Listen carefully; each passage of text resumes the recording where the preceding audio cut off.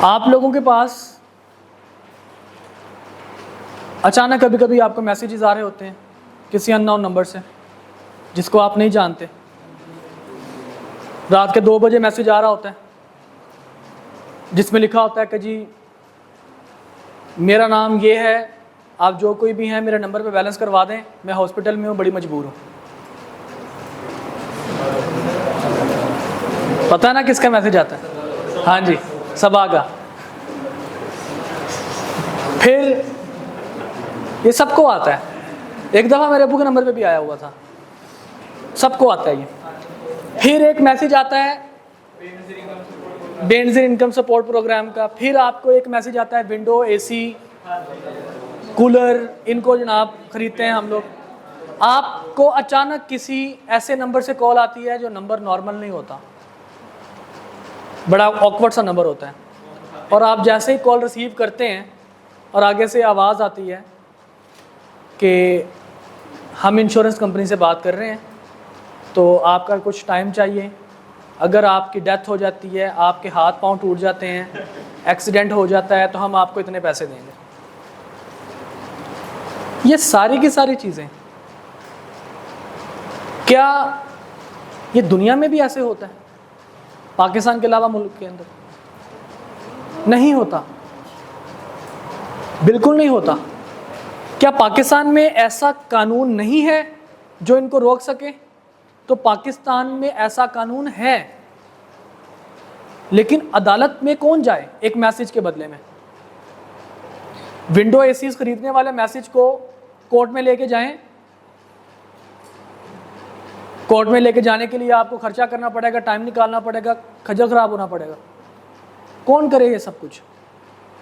तो क्या कानून नहीं है? कानून बिल्कुल है। वो आपके पास कानून कौन सा जनाब?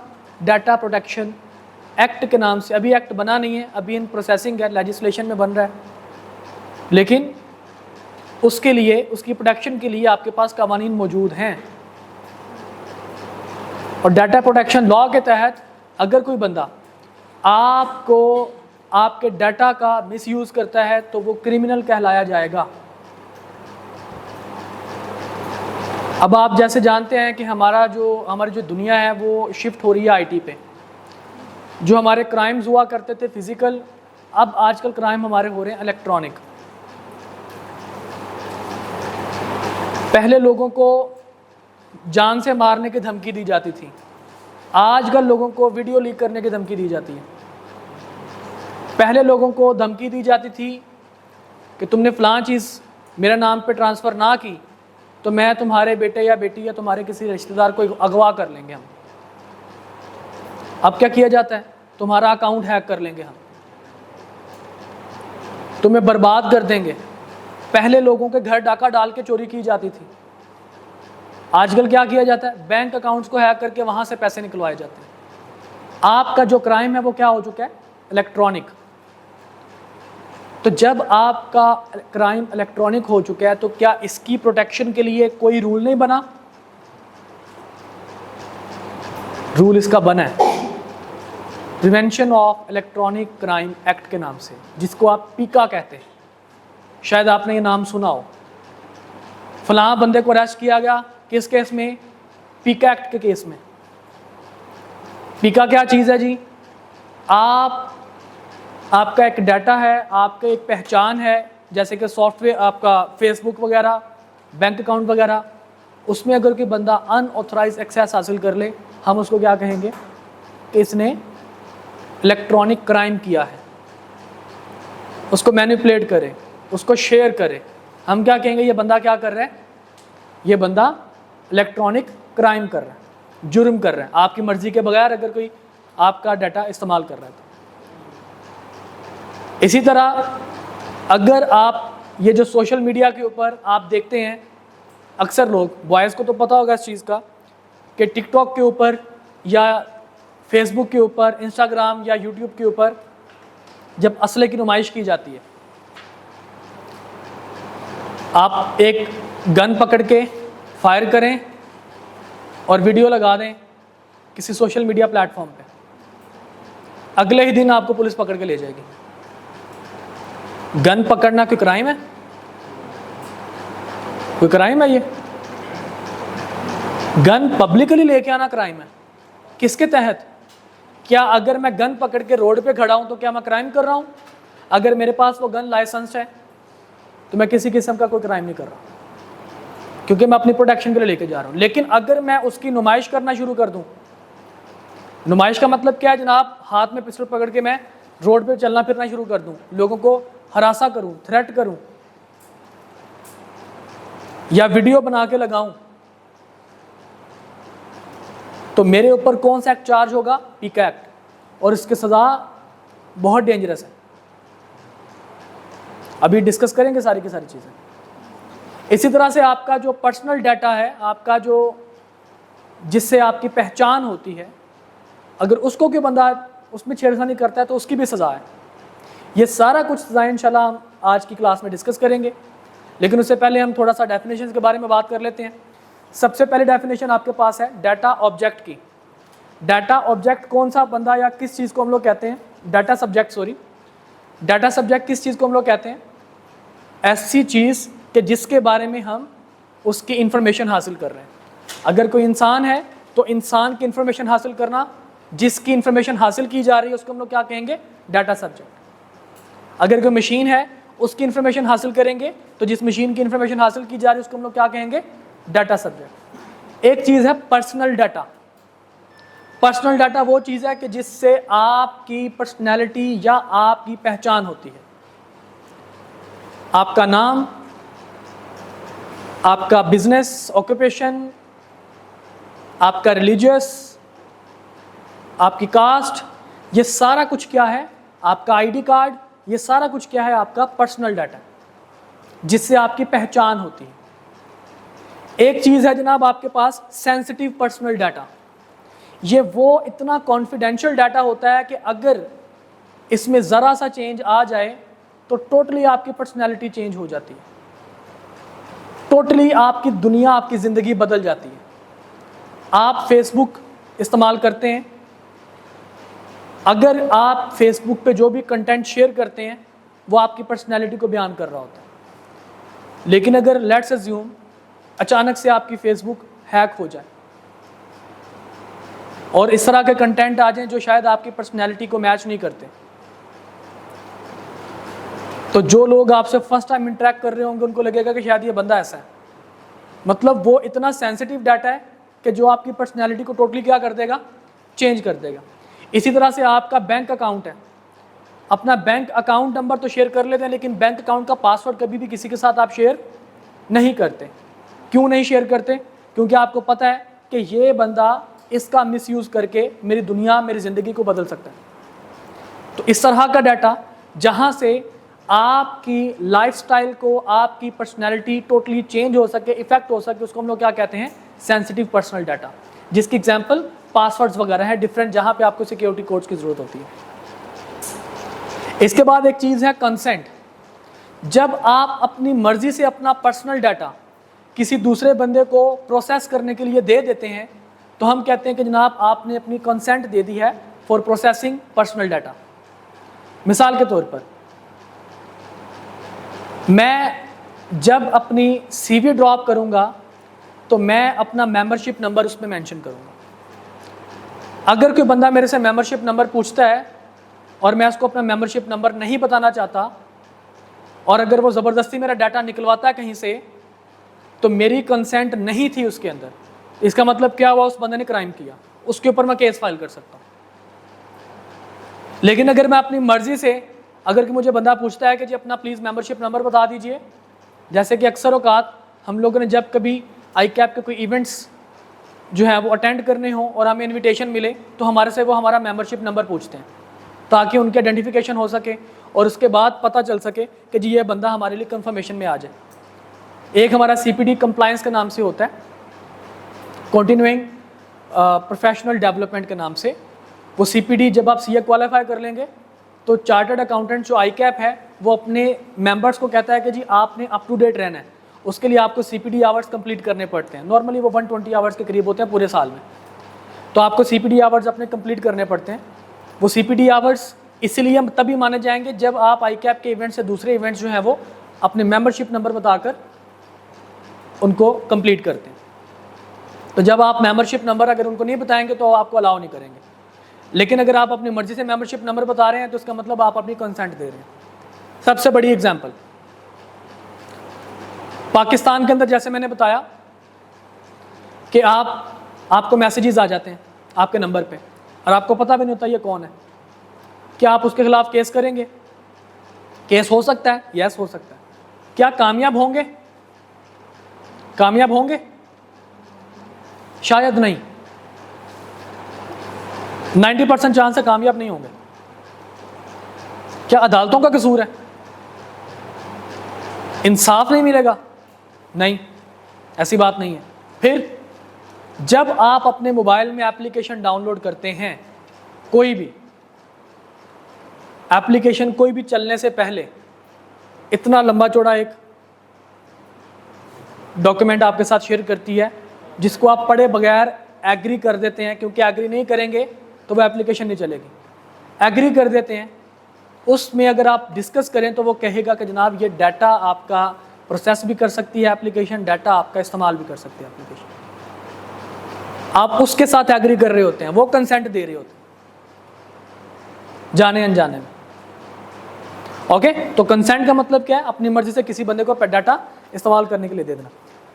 अब अगर आपने डाटा किसी बंदे को दिया इस्तेमाल करने के लिए, मिसाल के तौर पर जब आप किसी इंस्टीट्यूट के प्रिंसिपल बनते हैं, सीए इंस्टीट्यूट के, and if you are member of आईकैप, तो प्रिंसिपल का सर्टिफिकेट डॉक्यूमेंट्स के साथ आपको आईकैप को भेजना पड़ता है किसी रजिस्टर्ड ऑर्गेनाइजेशन में। जैसे कि रेट जिसको हम लोग कहते हैं, जितने भी पाकिस्तान के रेट्स हैं, इनके जो प्रिंसिपल जो सीएज हैं, उनका सर्टिफिकेट आईकैप के पास मौजूद है, कॉपी मौजूद है, रियल तो नहीं, क्योंकि उनको पता है कि जनाब ये हमारे प्रिंसिपल्स हैं और ये फलां जगह पे ये इस तरह से काम कर रहे हैं।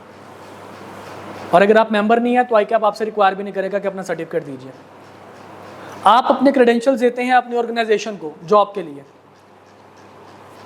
आपने दिया जॉब के लिए, अब वो बंदा इस क्रेडेंशियल्स को इस्तेमाल करेगा, आपकी इंफॉर्मेशन को इस्तेमाल करेगा, उसको इस्तेमाल करने के लिए कुछ रूल्स बना दिए गए। इन रूल्स को मद्देनजर रखना है आपने। किसी भी बंदे का पर्सनल डाटा प्रोसेस करने के लिए इन रूल्स का आपने ख्याल रखना है। वो कौन कौन से रूल्स हैं? सबसे पहला रूल है कि डाटा को आपने लॉफुल पर्पस के लिए इस्तेमाल करना है। फेयरनेस होनी चाहिए डाटा प्रोसेसिंग में, पता हो अगले बंदे को कि डाटा आप कहाँ पे इस्तेमाल कर रहे हैं इनका। मिसाल के तौर पर अगर आप अपनी सीवी के साथ अपने डॉक्यूमेंट्स लगाते हैं और अपना आईडी कार्ड भी लगाते हैं, तो आपको पता होना चाहिए, क्लियर होना चाहिए हर बंदे को, आपको भी जो डाटा प्रोवाइडर है और जो डाटा प्रोसेसर है, दोनों को पता होना चाहिए कि इसका इस्तेमाल हम कहाँ पे कर रहे हैं। ये कंपनी के डॉक्यूमेंट्स में रहेगा, ये पब्लिकली अनाउंस नहीं किया जाएगा कि फलां बंदे का आईडी कार्ड ये है, इसके आईडी कार्ड पे सिम्स नहीं निकलवाई जाएंगी। समझ रहे बात को? नंबर 2, पर्पस लिमिटेशन इसकी होनी चाहिए। पर्पस लिमिटेशन का मतलब है कि जब तक इसका मकसद है तब तक ये आपके इस्तेमाल में हो। जब इसका मकसद नहीं है आप इसको निकाल के बाहर फेंक दें। आप किसी का डाटा प्रोसेस नहीं कर सकते। जितना मकसद है, जब तक मकसद है। Number 3, data minimisation. कम से कम डाटा, रेलेवेंट डाटा सिर्फ आप हासिल करें। मुझे अगर किसी जगह पे पढ़ाने जाना है और वो अगर मेरे से कहते हैं कि जी आप अपने दादाजी का कैरेक्टर सर्टिफिकेट लेके आएँ, उनके पुलिस सर्टिफिकेट उनका लेके आए जी कि ये क्रिमिनल नहीं है, इनका कोई पुलिस रिकॉर्ड नहीं है। क्यों भाई? क्या वो रेलेवेंट है मेरी जॉब के लिए? बिल्कुल रेलेवेंट नहीं। तो डाटा प्रोसेसिंग के लिए ज़रूरी क्या है कि आपका डाटा मिनिमाइज होना चाहिए। जो रेलेवेंट डाटा है वो आप मेरा एक्सपीरियंस देखिए, मेरे से एक्सपीरियंस लेटर लीजिए, आप मेरे क्रेडेंशियल्स देखिए। If you are satisfied then it's okay, if you are not then it's also okay. समझ रहे बात को? तो data must be relevant. Accuracy, यहां पे एक्यूरेसी हकीकत में ये डाटा की एक्यूरेसी है, ये प्रोसेसिंग के सिलसिले में नहीं आना चाहिए था, ये नीचे आना चाहिए। यहां पे एक्यूरेसी देने का मकसद सिर्फ इतना सा है कि जो प्रोसेसिंग है वो एक्यूरेट होनी चाहिए, मिस यूज ऑफ डाटा नहीं होना चाहिए। Shortage limitation, storage limitation. जैसे मैंने आपको पर्पस की लिमिटेशन बताया, तो स्टोरेज लिमिटेशन का मतलब उसी के अंदर कवर हो जाता है कि जब तक आपका मकसद पूरा होता है आप अपने पास डाटा को रखिए, जैसे ही आपका मकसद ख़त्म हो जाए आप उस डाटा को इरेज कर दीजिए, अपने पास उस डाटा को नहीं रख सकते। अगर मैं स्कैन्स में जॉब कर रहा हूँ तो मेरे डॉक्यूमेंट्स स्कैन्स के पास रहेंगे, अगर मैं स्कैन से चला जाऊँगा तो डॉक्यूमेंट्स जो हैं वो मेरे स्कैन्स को मुझे वापस करने पड़ेंगे, स्कैन्स मेरे डॉक्यूमेंट्स इस्तेमाल नहीं कर सकता। इंटीग्रिटी एंड कॉन्फिडेंशियलिटी, ये प्रोसेसर की जिम्मेदारी है कि वो मेरे डाटा को कॉन्फिडेंशियल रखे, पब्लिकली मेरे डाटा को वो अनाउंस ना करता फिरे। क्लियर? जब आप टैक्स प्रैक्टिशनर इंशाल्लाह ताला बनेंगे या ऑडिटर जब आप बनेंगे तो आपको बहुत सारे ऐसे ऑर्गेनाइजेशंस के सीक्रेट्स पता चलेंगे कि जिनको अगर आप लीक कर दें तो ऑर्गेनाइजेशन का बेड़ा गर्क हो सकता है, खास करके ऑडिट में जाके। मिसाल के तौर पर एक कंपनी है PepsiCo international, Pepsi Cola international का नाम से, पेप्सी कोला इंटरनेशनल ये लेज वगैरह चीटोस वगैरह ये भी बनाती है और पेप्सी भी बनाती है। हम इसका ऑडिट करने के लिए गए, हमें सेगमेंट मिला लेज का।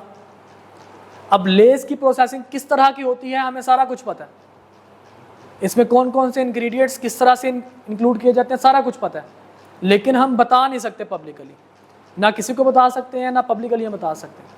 क्यों नहीं बता सकते? क्योंकि हमारे ऊपर कौन सा रूल एप्लीकेबल होता है, डाटा कॉन्फिडेंशियलिटी का रूल। क्लियर? इसके बाद जनाब अकाउंटेबिलिटी, जो प्रोसेसर है वो डाटा सब्जेक्ट को अकाउंटेबल है उसकी प्रोसेसिंग के लिए। अगर डाटा सब्जेक्ट को ये लगे कि जनाब डाटा प्रोसेसिंग जो है वो रॉन्गफुली हो रही है या मिसयूज़ किया जा रहा है तो उसके रिजल्ट में क्या होगा, अकाउंटेबल होगा प्रोसेसर, किसको, डाटा सब्जेक्ट को। ओके, ये थे रूल्स किसके लिए, जो डाटा प्रोसेस करता है उसके लिए। अब कुछ रूल्स हैं, कुछ राइट्स हैं किसके पास, जो सब्जेक्ट डाटा सब्जेक्ट है उसके पास। क्या क्या राइट्स हैं उसके पास? सबसे पहला राइट, उसको इन्फॉर्म किया जाए कि भाई साहब आपका डाटा हम फलां जगह इस्तेमाल करने लगे हैं, उसको पता होना चाहिए। दूसरा, अगर उसका डाटा आपने रख लिया है अपने पास है तो उसके पास भी डाटा की एक्सेस होनी चाहिए। अगर मैं अपना ओरिजिनल सर्टिफिकेट मैंने अपनी फर्म में रखा हुआ है, क्योंकि आप जहाँ पे प्रैक्टिस करते हैं वहाँ पे आपके सर्टिफिकेट्स का लगा होना ज़रूरी होता है और ओरिजिनल सर्टिफिकेट्स का, तो अगर मैंने अपना वो सर्टिफिकेट वहाँ पे रखा हुआ है जहाँ पे मैं प्रैक्टिस करता हूँ और उस ऑर्गेनाइजेशन ने, उस फर्म ने, उस कंपनी ने अपने पास संभाल के रखा हुआ है, तो इट डजंट मीन कि जब मुझे ज़रूरत हो तो कंपनी डिनाई नहीं कर सकती। मेरे पास राइट है कि मैं उसको एक्सेस उसकी हासिल कर सकूँ। इसके बाद अगर किसी किस्म की डाटा में मिस्टेक है, कोई नाम की मिस्टेक है, किसी किस्म का कोई इंफॉर्मेशन में मिस्टेक है, तो उसको ठीक करने का राइट मेरे पास है। ऐसा नहीं है कि मैंने एक दफ़ा इंफॉर्मेशन दे दी तो अब इस इंफॉर्मेशन को मैं चेंज नहीं कर सकता। इंफॉर्मेशन को ठीक करने का भी राइट मेरे पास है। उसके बाद मेरे पास राइट है कि मैं कह सकूं किसी बंदे को कि अगर ये डाटा आपके पास है इस डाटा को इरेज करें, क्योंकि मैं ये ऑर्गेनाइजेशन छोड़ के जा रहा हूँ, मैं अपनी कंसेंट विदड्रॉ कर रहा हूँ, लिहाजा ये डाटा फॉरगॉट कर दीजिए, इरेज कर दीजिए। ये मेरे पास राइट है, उनको मैं कह सकता हूँ। उसके बाद मेरे पास राइट है कि अगर मेरे डाटा को किसी ऑब्जेक्टिव पर्पस के लिए, किसी मार्केटिंग के लिए, किसी भी जगह के लिए इस्तेमाल किया जा रहा है और मैं उस अपने डाटा को इस्तेमाल नहीं करने देना चाहता तो मैं ऑब्जेक्शन क्रिएट कर सकता हूं।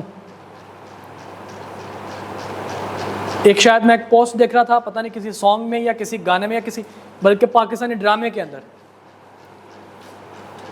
एक माँ अपनी बेटी के लिए रिश्ता लेके आती है और लड़की की तस्वीर दिखाती है और कहती है देखो ये लड़का है, और जिस लड़की की तस्वीर दिखाई गई थी उस लड़के से नहीं पूछा गया कि टीवी के अंदर आपकी तस्वीर दिखा दी जाए कि नहीं। उस लड़की ने आगे से इनकार कर दिया, ये कह करके लड़का सही नहीं है, ये वो ऐसे वैसे। उस लड़के ने ऑब्जेक्शन रेज कर दिया कि मेरी मर्जी के बगैर मेरी तस्वीर क्यों दिखाई गई पब्लिकली, हालांकि उसकी हज़ारों तस्वीरें हैं फेसबुक के ऊपर, लेकिन उसने कहा जी मेरी मर्जी के बगैर फलां सेगमेंट में चीज़ क्यों दिखाई गई। तो क्या उसके पास वो राइट है? Yes, he has right. Data की प्रोसेसिंग को रिस्ट्रिक्ट भी आप कर सकते हैं, किस मकसद के लिए इस्तेमाल करें, इसके लिए इस्तेमाल ना करें, डाटा पोर्टेबिलिटी का राइट है कि जनाब एक जगह से दूसरी जगह आप अपना डाटा ट्रांसफ़र करवा सकते हैं। मिसाल के तौर पर जब आप अपनी कंपनी बनाएंगे, एक शहर में आपकी कंपनी है, एक सूबे में आपकी कंपनी है, उस सूबे के उस शहर में उस आरटीओ में आपके पास या उसके रजिस्ट्रार के पास आपकी कंपनी के डॉक्यूमेंट्स पड़े हैं, आप किसी दूसरे सूबे में जाते हैं तो जिस कंपनी रजिस्ट्रार के अंडर आप जाएंगे वो कंपनी रजिस्ट्रार को क्या कर दिया जाएगा, डाटा आपका ट्रांसफ़र कर दिया जाएगा। तो राइट ऑफ पोर्टेबिलिटी जी।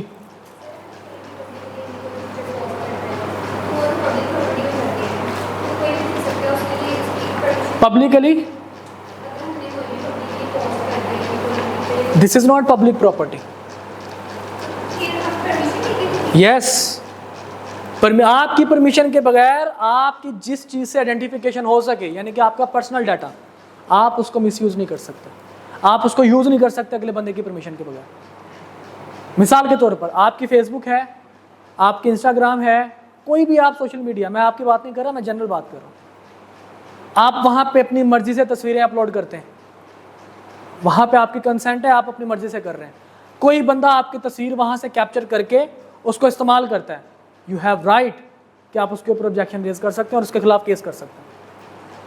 क्यों? क्योंकि वो आपकी मर्जी के बगैर आपकी तस्वीर इस्तेमाल कर रहे हैं। समझ रहे हैं बात को? इसके बाद जनाब राइट टू विड्रॉ कंसेंट, जब आपका दिल करे आप अपनी कंसेंट विड्रॉ कर सकते हैं, ठीक है, जो आपने डाटा इस्तेमाल करने के लिए किसी को दिया था, और जब आपका दिल करे आपके पास राइट है, आप अपनी कंसेंट को विड्रॉ कर सकते हैं। और right to complain to the relevant data protection authority, और आपके पास सबसे बड़ा राइट, अगर आपका मिसयूज़ किया जा रहा है आपके डाटा का, तो आप कंप्लेंट भी उनके खिलाफ, यानी कि केस उनके खिलाफ आप फाइल कर सकते हैं। बारी आती है नीचे प्रिवेंशन ऑफ इलेक्ट्रॉनिक क्राइम्स के, पीका, prevention of electronic crimes act 2016 में पीका एक्ट 2016 पास किया गया, जिसके बारे में मैंने आपको बताया, जिसको आप साइबर क्राइम के नाम से भी जानते हैं। अगर कोई बंदा आपके, देखिए 3 चीज़ों का यहाँ पे डिस्कशन मैं करूँगा, एक है डाटा, एक है इंफॉर्मेशन सिस्टम, और एक है आपके पास क्रिटिकल इंफ्रास्ट्रक्चर। ये 3 चीज़ें, इनके बारे में पहले डिस्कशन करते हैं। डाटा क्या चीज़ है? Data means personal data, sensitive personal data भी उसमें शामिल है, आपका डाटा भी उसमें शामिल है, पर्सनल डाटा भी। इंफॉर्मेशन सिस्टम का मतलब जहां पे सिर्फ एक बंदे का पर्सनल या सेंसिटिव पर्सनल डाटा ना हो, बल्कि ग्रुप ऑफ पीपल का वहां पे डाटा मौजूद हो, जैसे कि ऑर्गेनाइजेशंस का डाटा बैंक जितना भी आपके पास। नंबर 3 क्रिटिकल इंफ्रास्ट्रक्चर, ये इसमें वो वाला डाटा होता है, ये वो वाली चीज़ है कि जिसमें आपकी नेशनल सिक्योरिटी शामिल है, या अगर आपने इस डाटा के ऊपर कॉम्प्रोमाइज़ कर लिया तो बहुत किस्म का बहुत नुकसानात हो सकते हैं, जानी नुकसान हो सकते हैं, माली नुकसान हो सकते हैं, जैसे कि आपकी लॉ इन्फोर्समेंट एजेंसीज का पर्सनल डाटा उनका होता है, ठीक है। जैसे एटम बम का पाकिस्तान में जो सीक्रेट फॉर्मूला है, वो एटम बम के पासवर्ड आपका, वो आपको भी बल्कि आइडिया होगा ही, खान साहब के ऊपर साइफर का केस था। वो साइफर क्या था? वो क्रिटिकल इंफ्रास्ट्रक्चर था। कि अगर आपको साइफर हकीकत में होता क्या, आप कोडिंग करते हैं, आपका एम्बेसडर आपको इन्फॉर्मेशन दे रहा होता है, आपका ISI का एजेंट, यानी कि आपके जो एजेंसीज हैं उनका जो एजेंट आपकी गवर्नमेंट को इन्फॉर्मेशन दे रहा होता है, और वो आपको इन्फॉर्मेशन ऐसे नहीं देता जैसे हम आपस में बात कर रहे हैं या लेटर टाइप करते हैं, वो कोडिंग होता है, वो डॉट्स, लाइंस, हाइफन्स, कुछ भी हो सकता है, और हर मुल्क का अपना अपना कोड है। अगर आप साइफर दिखा देंगे, पब्लिकली लेके आ जाएंगे, शो करवा देंगे, तो वो कोड डीकोड किया जा सकता है, क्योंकि हर मुल्क ने अपनी अपनी कोडिंग की है। तो कोडिंग और डीकोडिंग जो लोग जानते हैं, उनको डीकोड करना उनके लिए मसला नहीं है। अगर उन्होंने डीकोड कर लिया तो फिर उस लेटर की, उस कोडिंग की हैसियत सिर्फ इतनी रह जाएगी कि वो जैसे हम इंग्लिश अंग्रेज़ी लेटर लिखते हैं, उनके लिए वो वैसे लेटर ही होंगे। हर बंदा जैसे चाहे उसको हैक करके तो इन्फॉर्मेशन हासिल कर सकेगा। तो इसलिए ये क्रिटिकल इंफ्रास्ट्रक्चर है। इसी के ऊपर तो केस हुआ था खान साहब के ऊपर, समझ रहे हैं बात को? डोनाल्ड ट्रंप के ऊपर भी इसी चीज़ के ऊपर केस हुआ था कि उसने आपके गवर्नमेंट के कुछ इदारे जो थे, यानी कि जब वो प्रेसिडेंट था अमेरिका का, तो उसने डॉक्यूमेंट्स जो थे प्रेसिडेंट हाउस के, वो उसने पब्लिक कर दिए थे। तो क्यों? ये केस क्यों होगा? उसकी रीज़न ये है कि इसमें बहुत सारी ऐसी चीज़ें हैं जो कि मुल्क की सॉवरेनिटी, मुल्क की सिक्योरिटी और बहुत सारे माली और जानी नुकसान का सबब बन सकती हैं। अब आती है बारी जनाब डाटा की। एक चीज़ है अनऑथराइज्ड एक्सेस। आपकी मर्जी के बगैर अगर कोई बंदा आपके पर्सनल डाटा तक रसाई हासिल कर ले, उसको हम लोग क्या कहेंगे? Unauthorised access to data. ठीक है, आपकी मर्जी के बगैर करेगा तो हम उसको क्या कहेंगे? Unauthorised access to data. फिर एक चीज़ है जनाब एक्सेस टू इंफॉर्मेशन सिस्टम, कि जब किसी ऑर्गेनाइजेशन के डाटा तक अगर कोई बंदा अनऑथराइज्ड एक्सेस हासिल कर ले, रसाई हासिल कर ले, उसको हम लोग क्या कहेंगे? Unauthorised access to information system. जैसे कि ICAP की वेबसाइट को हैक करके वहाँ पे जितने भी लोग हैं, मेंबर, स्टूडेंट, सबके नंबर ले लिए जाएं। किसी कंपनी को हैक करके उसके जितने भी डॉक्यूमेंट्स हैं वो हासिल कर लिए जाएं, जिसमें एक इन्फॉर्मेशन नहीं, ग्रुप ऑफ पीपल की इन्फॉर्मेशन हो, उसको हम लोग क्या कहेंगे? Unauthorised access to information system. एक टर्म होती है डाटा डैमेज। डाटा डैमेज का मतलब होता है कि आपने जिस डाटा पे अनऑथराइज्ड एक्सेस हासिल की है, आप इसको या तो इरेज कर दें, ख़त्म कर दें, या इसको मैनिपुलेट कर दें, फॉर्ज कर दें, चेंज कर दें, उसको हम लोग क्या कहेंगे? Data damage. एक टर्म हम इस्तेमाल करते हैं डाटा ट्रांसफॉर्मेशन के नाम से, कि आप डाटा को कॉपी कर लें, कॉपी करके किसी दूसरे बंदे को भेज दें, ट्रांसमिट कर दें, वो ट्रांसमिशन के नाम से होगा।